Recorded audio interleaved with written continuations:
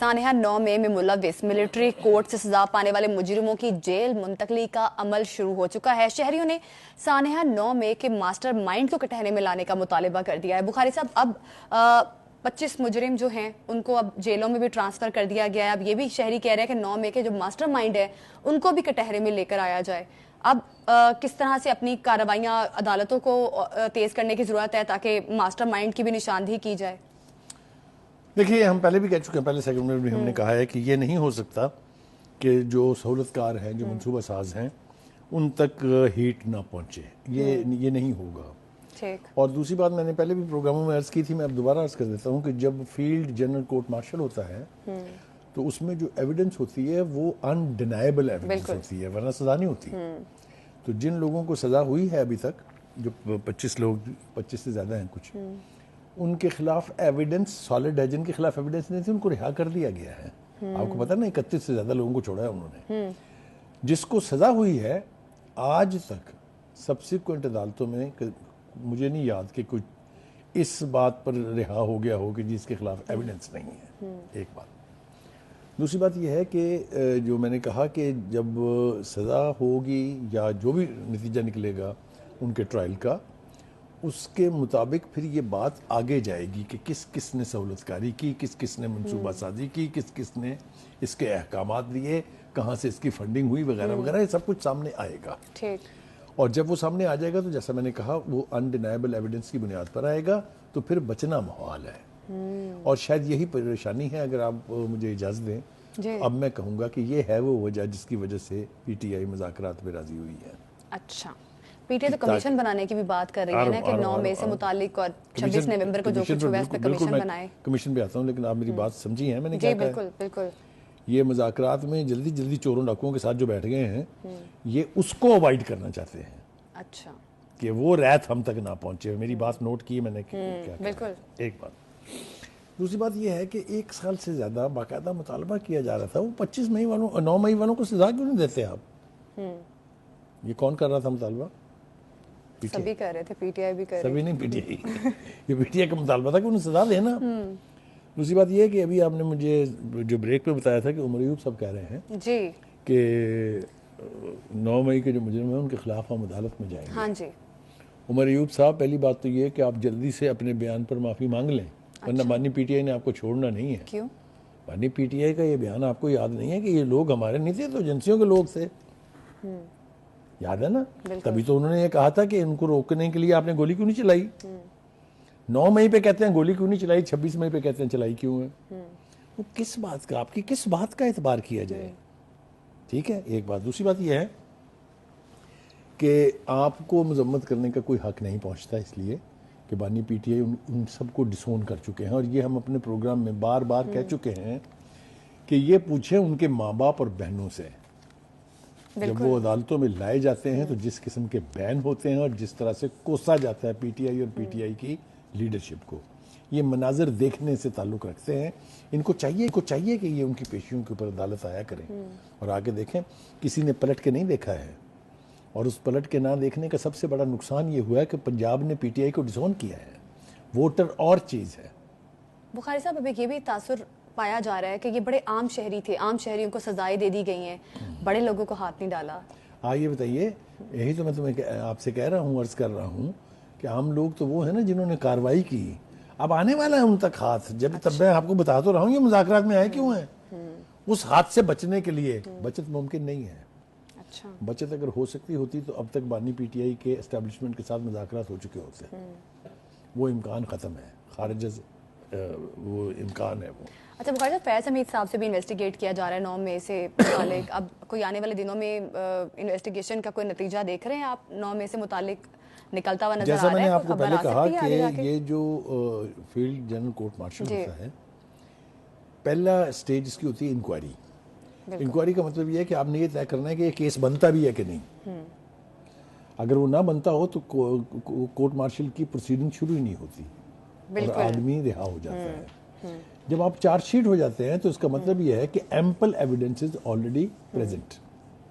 دوسری بات یہ ہے کہ یہ 9 مئی کے لوگ جو ہیں، ان کا میں نے ابھی آپ کو عرض کیا، آپ میری اس بات کو غور سے سمجھیں کہ جب آپ نے یہ کہا کہ یہ ایجنسیوں کے لوگ تھے تو آپ نے 5 پروٹیسٹ اس کے بعد اناؤنس کیے اور کیے بھی.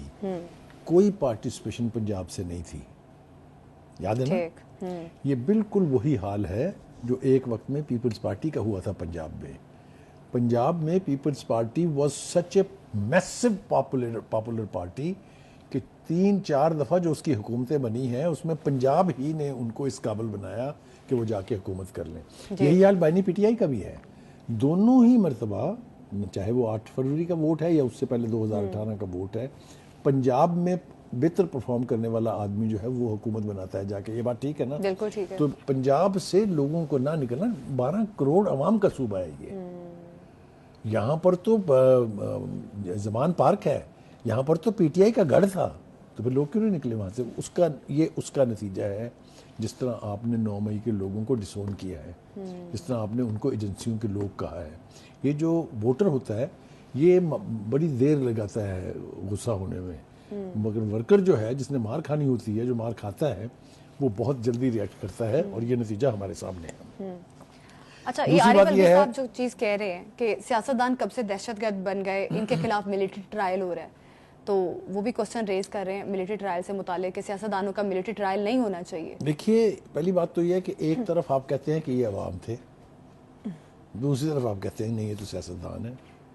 آپ مجھے بتائیں دنیا کے کس ملک میں ملٹری اسٹیبلشمنٹ پر حملہ ہو اور اس کا ٹرائل جو ہے وہ سول کورٹ میں ہو؟ کیوں جی؟ آپ چھنکنا بجانے گئے تھے وہاں, آپ نے جو ملٹری ایئر بیس پر حملہ کیا, پی اے ایف ایئر بیس پر حملہ کیا میاں والی میں, آپ نے کور کمانڈر کے گھر پہ حملہ کیا, آپ نے جی ایچ کیو پہ حملہ کیا, آپ نے 40 مختلف جگہوں پر ملٹری انسٹالیشن پر اٹیک کیا. پھر آپ کہتے ہیں کہ جناب یہ بڑا ظلم ہو رہا ہے. پہلی بات تو یہ کہ کوئی ظلم نہیں ہو رہا. اب آ جائیے ذرا تھوڑا سا, پی ٹی آئی ایک اور کام کر رہی ہے, وہ یہ ہے کہ جو باہر کے انٹرنیشنل انسٹیٹیوشنز ہیں ان کو اکسایا جا رہا ہے باقاعدہ کہ وہ پاکستان کے معاملات میں مداخلت کریں. پہلی بات تو یہ کہ as a Pakistani I would say ڈوب مرنا چاہیے. ہم تو ساری زندگی باہر کے پریشر کو ریزسٹ کرتے آئے ہیں, اب ہم دعوت دے رہے ہیں ان سے کہ ہم پر پریشر ڈالو. یہ پاکستانیت کس طرح کی ہے, یہ میری کمپریہنشن سے بھی باہر کی. مطلب یورپی یونین کو ریاکٹ نہیں کرنا چاہیے, یورپی یونین کو ریئیکٹ کرنا چاہیے آن دیئر اون, درخواستیں کر کے ریئیکٹ نہیں کروانا چاہیے. جو کچھ ہو رہا ہے یہ گرنیل اور شرنیل اور ٹرنیل جو ہیں یہ سارے پیڈ ہیں, یہ پیسے دے کے لابیسٹ کر کے فرمیں ہائر کر کے بیانات دلوائے جا رہے ہیں.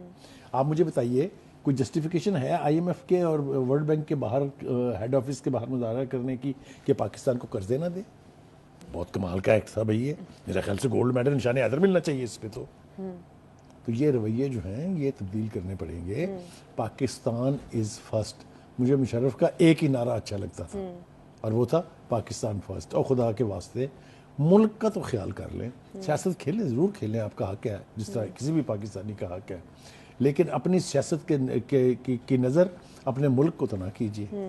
تو یہ جو یورپی یونین کا جو خط ہے یہ ہیومن رائٹس کے حوالے سے ہے, یقینی طور پر ہم نے چارٹرڈ جو ہیں کیے ہوئے ہیں, لیکن جتنی سزائیں ابھی تک ہوئی ہیں یہ عدالتوں سے ہوئی ہیں, یہ کوگنائزیبل افینس پر ہوئی ہیں. یہ سیاسی قیدی یا سیاسی اسیر یا پریزنر آف کانشس نہیں ہے, یہ ضمیر کے مجرم نہیں ہیں, انہوں نے کرمنل ایکٹ کیے ہوئے ہیں.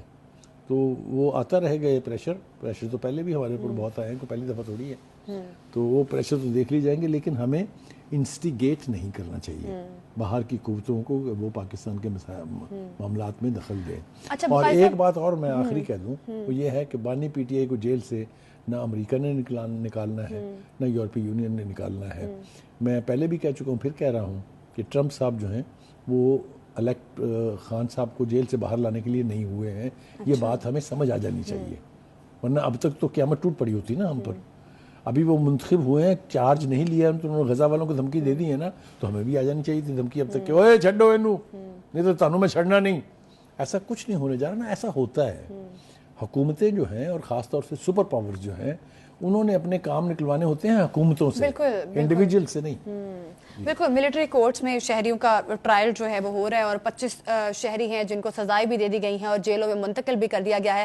اب مزید اس پہ انویسٹیگیٹ بھی کیا جا رہا ہے, آنے والے ٹائم میں کچھ اور نام بھی شامل ہو سکتے ہیں, ان کو سزائیں دی جا سکتی ہیں. YouTube पर गूगली न्यूज देखने के लिए youtube.com की सर्च बार में गूगली न्यूज टीवी टाइप करें। गूगली न्यूज के पेज पर सुर्ख रंग के सब्सक्रिप्शन वाले बटन पर क्लिक करना ना भूलिए। YouTube पेज पर अपलोड होने वाली वीडियोस से बाखबर रहने के लिए बेल आइकन पर क्लिक कीजिए। आपको हर नई वीडियो के बारे में नोटिफिकेशन मौसूल हो जाएगा।